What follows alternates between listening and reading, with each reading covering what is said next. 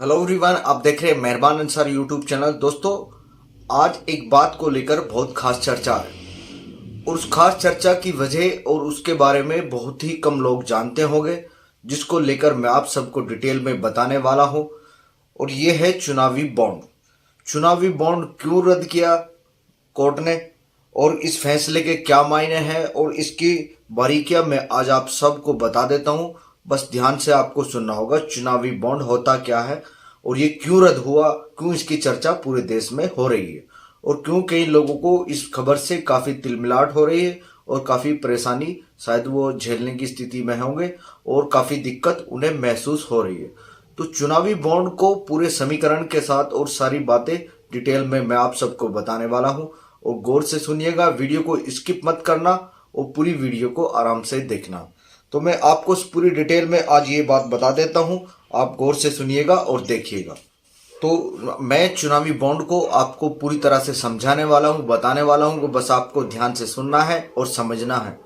चुनावी बॉन्ड के बारे में बहुत कम लोग ऐसे हैं जो जानते नहीं, इसकी जानकारी उन लोगों को नहीं है। तो मैं आप सबको पूरी डिटेल में और पूरी बात ये बताने वाला हूं, तो आप ध्यान से सुनिएगा चुनावी बॉन्ड को। चुनावी ये एक वचन पत्र की तरह होता है जिसे भारत का कोई भी नागरिक या कंपनी भारतीय स्टेट बैंक की चुनिंदा शाखाओं से खरीद सकता था और अपनी पसंद के किसी भी राजनीतिक दल को गुमनाम तरीके से दान कर सकता था। इन पर कोई ब्याज भी नहीं लगता। ये 1,000, 1,00,000, 10,00,000 और 1 करोड़ रुपए के मूल्य में उपलब्ध थे। ध्यान से सुनना दोस्तों, मैं पूरी डिटेल में आपको बताने जा रहा हूं।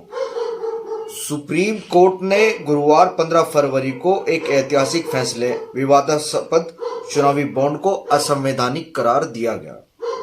मुख्य न्यायाधीश डीवीआई चंद्रचूड़ की अध्यक्षता वाली 5 जजों की पीठ ने फैसला सुनाते हुए कहा कि किसी राजनीतिक दल को वित्तीय योगदान देने से बदले में उपकार करने की संभावना बन सकती है। तो सुना दोस्तों आपने, सुप्रीम कोर्ट ने क्या कहा, इसलिए मैं आपको स्टेप बाय स्टेप बताने जा रहा हूं। सुप्रीम कोर्ट ने क्यों रद्द किया बॉन्ड, इसके बारे में भी मैं आपको खुलकर बता देता हूं। 5 जजों की पीठ ने कहा कि राजनीतिक दलों को गुमनाम चंदे वाली चुनावी बॉन्ड योजना संविधान के अनुच्छेद 19(1)(1) के तहत प्रदत्त मतदाताओं को सूचना के अधिकार का उल्लंघन करती है। चुनावी बॉन्ड योजना की वैधता को चुनौती देने वाली याचिकाओं पर फैसला सुनाते हुए सीजेआई चंद्रचूड़ ने कहा कि इस बात की भी वैध संभावना है कि किसी राजनीतिक दल को वित्तीय योगदान देने से धन और राजनीति के बीच बंद संबंध के कारण प्रत्युपकार की व्यवस्था हो जाएगी। आप ध्यान से सुनना बस। ये नीति में बदलाव लाने, ये सत्ता में राजनीतिक दल को वित्तीय योगदान देने वाले व्यक्ति को लाइसेंस देने के रूप में हो सकती है। ये कहते हुए राजनीतिक चंदा योगदानकर्ता को मेज पर एक जगह देता है, ये विधायकों तक पहुंचता है और ये पहुंच नीति निर्माण पर प्रभाव में तब्दील हो जाती है। सीजेआई चंद्रचूड़ ने कहा कि राजनीतिक दलों की फंडिंग की जानकारी मतदान का विकल्प के प्रभावी अभ्यास के लिए आवश्यक है। राजनीतिक असमानता में योगदान देने वाले कारकों में से एक आर्थिक असमानता के कारण व्यक्ति की राजनीतिक निर्णय को प्रभावित करने की क्षमता में अंतर है।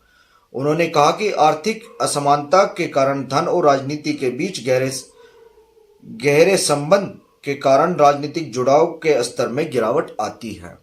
तो बहुत बड़ी बात सुप्रीम कोर्ट ने कही है, मैं आपको पूरी सुनाते रहूं। पहले कोर्ट ने फैसला सुरक्षित रख लिया था, लेकिन अब फैसला उन्होंने सुना दिया है। नवंबर 2023 में सीजेआई चंद्रचूड़ की अध्यक्षता वाली 5 जजों की संविधान पीठ ने लगातार 3 दिनों तक दलीलें सुनने के बाद चुनावी बॉन्ड योजना की वैधता को चुनौती देने वाली याचिकाओं पर अपना फैसला सुरक्षित रख लिया था। पीठ में justice Sanjeev Khanna, BR Gavai, JB Pardiwala और मनोज मिश्रा शामिल थे।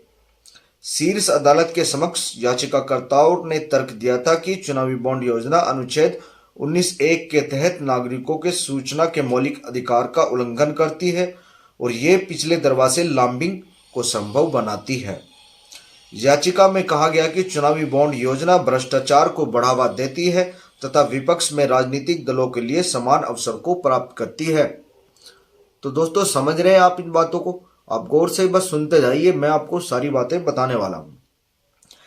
क्या था चुनावी बॉन्ड और क्या थे इसके कारण, ये एक बार और मैं आपको सबको खुल के बता देता हूं। चुनावी बॉन्ड की घोषणा 2017 के केंद्रीय बजट में की गई थी और इन्हें लागू 29 जनवरी 2018 में किया गया था। ये एक किस्म का वित्तीय इंस्ट्रूमेंट था जिसके जरिए कोई भी राजनीतिक दलों को गुमनाम रूप से चंदा दे सकता था। आसान भाषा में इसे अगर हम समझे तो इलेक्टोरल बॉन्ड राजनीतिक दलों को चंदा देने का एक वित्तीय जरिया बन गया था। यह एक वचन पत्र की तरह ही होता था जिसे भारत का कोई भी नागरिक या कंपनी भारतीय स्टेट बैंक की चुनिंदा शाखाओं से खरीद सकता था और अपनी पसंद के किसी भी राजनीतिक दल को गुमनाम तरीके से दान कर देता था। इन पर कोई ब्याज भी नहीं लगता था। ये 1,000, 1 लाख, 10 लाख और 1 करोड़ रुपये के मूल्य में उपलब्ध थे। इन्हें सिर्फ स्टेट बैंक इंडिया SBI से खरीदा जा सकता था। चंदा देने वाले को बॉन्ड के मूल्य के बराबर की धनराशि SBI की अधिकृत शाखा में जमा करवानी होती थी। ये भुगतान सिर्फ चेक या डिजिटल प्रक्रिया के जरिए ही किया जा सकता था। कोई कितनी भी बार बॉन्ड खरीद सकता था, इसकी कोई सीमा नहीं थी।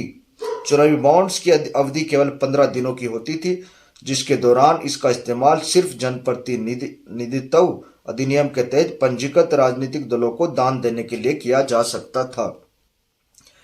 केवल उन्हीं राजनीतिक दलों को इलेक्टोरल बॉन्ड के जरिए चंदा दिया जा सकता था जिन्हें लोकसभा या विधानसभा के लिए पिछले आम चुनाव में डाले गए वोटों का कम से कम 1% वोट हासिल किया गया हो।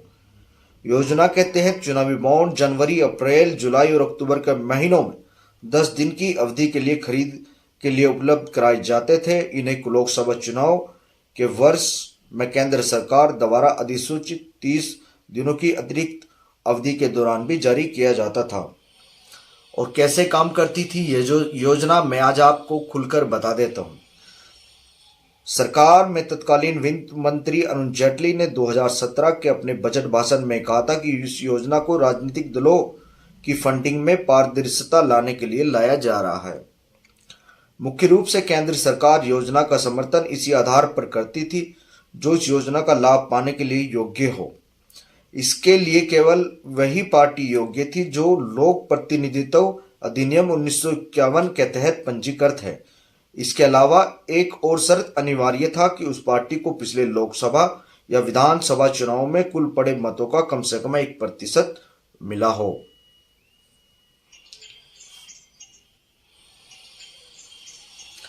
योग्य पार्टी को अपने बैंक खाते की जानकारी चुनाव आयोग को देनी होती थी। ये बॉन्ड 1,000 रुपये के मल्टीपल में पेश किए जाते थे, जैसे कि 1,000, 1 लाख, 10 करोड़ या 1 करोड़ की रेंज में हो। ये बॉन्ड SBI की कुछ शाखाओं पर आसानी से मिल जाते थे। कोई भी डोनर जिनका KYC कंप्लायंट अकाउंट हो इस तरह के बॉन्ड खरीद सकता था और बाद में इन्हें किसी भी राजनीतिक पार्टी को डोनेट किया जा सकता था। इसके बाद रिसीवर इसे कैश में कन्वर्ट कर लेता था। इसे कैश कराने के लिए पार्टी के वेरीफाइड अकाउंट का इस्तेमाल किया जाता था।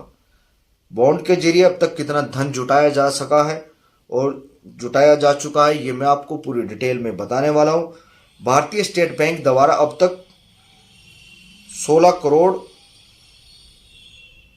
518 रुपये के चुनावी बॉन्ड भेजे जा चुके हैं। Association for democratic reform ADR की एक रिपोर्ट से पता चला है भारतीय जनता पार्टी को वित्तीय वर्ष 2022-23 में सभी कॉरपोरेट दान का लगभग 90% हुआ है। इलेक्शन वॉचडॉग की रिपोर्ट के अनुसार जहां अन्य राष्ट्रीय राजनीतिक दलों ने संयुक्त रूप से लगभग 70 करोड़ रुपए का कॉरपोरेट चंदा दिया, वहीं भाजपा को इस क्षेत्र से 610 करोड़ 491 रुपए मिले। ADR की रिपोर्ट में 2022-23 के लिए राष्ट्रीय दलों द्वारा घोषित कुल 850 करोड़ 438 रुपए के दान पर भी प्रकाश डाला गया।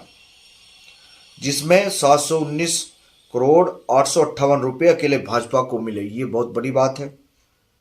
रिपोर्ट में कहा गया कि भाजपा द्वारा घोषित कुल दान इस अवधि के लिए कांग्रेस, आम आदमी पार्टी, भारतीय कम्युनिस्ट पार्टी या सीपीआई-एम और नेशनल पीपुल्स पार्टी एनपीपी द्वारा घोषित कुल दान से 5 गुना अधिक है। भारत के चुनाव आयोग इसी को पार्टियों द्वारा प्रस्तुत वितरण के अनुसार एडीआर रिपोर्ट वित्तीय वर्ष 2022-23 के दौरान राष्ट्रीय राजनीतिक दलों द्वारा प्राप्त 20,000 रुपये से अधिक के दान पर आधारित है। रिपोर्ट के अनुसार कांग्रेस ने 79.92 करोड़ रुपए, आप ने 37 करोड़ रुपए, एनपीपी ने 7.4 करोड़ रुपए, सीपीआई-एम ने 6 करोड़ रुपए, जबकि बहुजन समाज पार्टी बसपा ने इस अवधि के दौरान 20,000 रुपये से अधिक का कोई चंदा नहीं मिलने की घोषणा की। 2022-23 के दौरान राष्ट्रीय दलों को प्राप्त कुल दान में 91.701 करोड़ रुपए की वृद्धि हुई, जो पिछले वित्तीय वर्ष 2021-22 से 12.09% की वृद्धि है। भाजपा को दान 2021-22 के दौरान 614 करोड़ रुपए 626 रुपए से बढ़कर वित्त वर्ष 2022-23 के दौरान 719.858 करोड़ रुपए हो गया। रिपोर्ट में कहा गया कि दूसरी ओर कांग्रेस को चंदा के दौरान 94.449 करोड़ रुपए से घटकर 2022-23 के दौरान 79.924 करोड़ रुपए हो गया। दिल्ली, गुजरात और महाराष्ट्र 276.202 करोड़ रुपए, 160.509 करोड़ रुपए और 96.273 करोड़ रुपए के साथ राष्ट्रीय पार्टी के दान में शीर्ष योगदान करता थे। कॉरपोरेट और व्यावसायिक क्षेत्र के दान ने महत्वपूर्ण भूमिका निभाई थी, जो 680.495 करोड़ रुपए या कुल दान का 80.017% था। क्यों बनाया गया था चुनावी बॉन्ड, इसको भी लेकर मैं जानकारी दे। चुनावी बॉन्ड को केंद्र सरकार में राजनीतिक दलों के चंदे का ब्यौरा रखने के लिए बनाया था। तब केंद्र की तरफ से कहा गया था कि ये चंदे की पारदर्शिता के लिए है। चुनावी बॉन्ड के तहत हर राजनीतिक दलों को दी जाने वाली पाई का हिसाब किताब बैंक से होता है। क्या चुनावी बॉन्ड खरीदने वालों को इसका कोई फायदा होता है या नुकसान होता है, वो भी मैं आपको बता देता हूं। चुनावी बॉन्ड खरीदकर किसी पार्टी को देने से बॉन्ड खरीदने वाले को कोई फायदा नहीं होगा, ना इसे पैसे का कोई रिटर्न है। ये अमाउंट पॉलिटिकल पार्टियों के लिए जाने वाले दान की तरह है। इसे 80 जीजीबी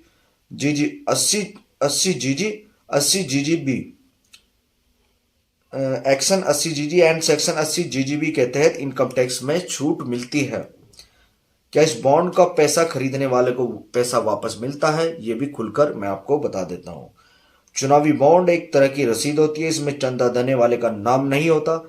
इस बॉन्ड को खरीदकर आप जिस पार्टी को चंदा देना चाहते हैं उसका नाम लिखते हैं। इस बॉन्ड का पैसा संबंधित राजनीतिक दल को मिल जाता है। इस बॉन्ड पर कोई रिटर्न नहीं मिलता। आप इस बॉन्ड को बैंक को वापस कर सकते हैं और अपना पैसा वापस ले सकते हैं, लेकिन उसकी अवधि तय होती है, कुछ समय सीमा होती है।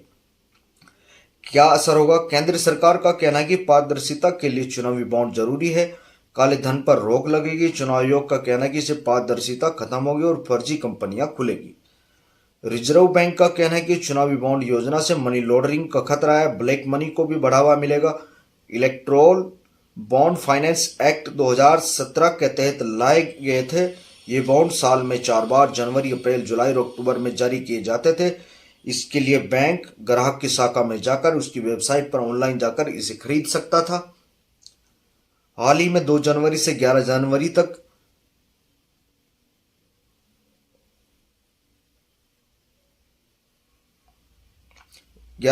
तक चुनावी बॉन्ड के लिए विंडो खोला गया था। 11 जनवरी को विंडो बंद हो गया। जो चंदा आया होगा वो 15 दिन में इनकेस हो गया था। चुनावी बॉन्ड के लिए एक बार फिर विंडो खोली जानी थी, लेकिन कोर्ट के फैसले के चलते इसे टाल दिया गया था। आम चुनाव से ठीक पहले चुनावी बॉन्ड पर रोक लग गई है। ऐसे में चुनावी चंदा लेने के लिए राजनीतिक दलों को झटका लग गया है। राजनीतिक दलों को चंदे की समस्या से जूझना होगा। चुनाव में खर्च के लिए अन्य सोर्स पर बात करनी होगी। आगे चंदा कैसे लिया जाएगा, इसका विकल्प तलाशना होगा। चुनाव आयोग से राय मशविरा करनी होगी। कोर्ट से भी विकल्प देने की मांग की जा सकती है। दोस्तों, मैंने चुनावी बॉन्ड को लेकर जितनी भी तमाम तरह की बातें और तमाम तरह के इसमें तर्क थे वो आप सबको बताए। उम्मीद है दोस्तों ये आप सभी को पसंद आए होंगे और मैं लगातार कुछ ना कुछ बातों को लेकर आप सबके सामने जानकारी देता रहता हूं। तो आज मेरा विषय था चुनावी बॉन्ड। तो चुनावी बॉन्ड के बारे में बहुत कम लोग जानते हैं, जिनको इसकी जानकारी नहीं है। आज मैंने उन सभी के लिए वीडियो बनाई है, आखिर ये चुनावी बॉन्ड क्यों रद्द हुआ और इसकी चर्चा इतनी क्यों हो रही है। तो चुनावी बॉन्ड को लेकर मैंने आप सबके सामने अपनी राय और जो क्यों कोर्ट ने इसे रद्द किया, कोर्ट ने क्या क्या इसमें तर्क बताया, वो सारी बातें मैंने आप सबको बताई। तो आप ऐसे ही और बातें और सुनने के लिए और देखने के लिए आप मेहरबान अंसारी यूट्यूब चैनल के साथ लगातार जुड़े रहे। मैं आप सबको ऐसी और अन्य जानकारी देता रहूंगा। तब तक के लिए आप बने रहे मेहरबान अंसारी यूट्यूब चैनल के साथ। धन्यवाद।